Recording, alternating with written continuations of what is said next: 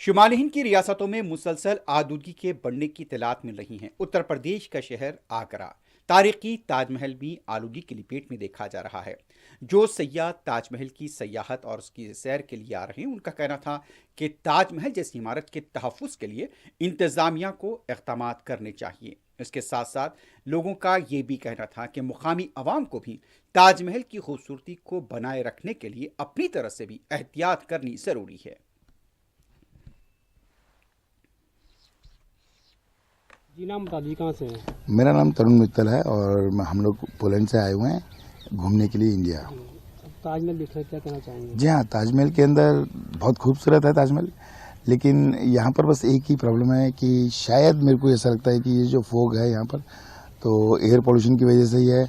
और वैसे तो मैंने सुना भी है, पढ़ा भी है कि यहाँ पर इंडस्ट्रीज़ को हटाया गया था, काफ़ी कुछ किया गया था इसके लिए, जिससे कि यहाँ पर फॉग नहीं हो।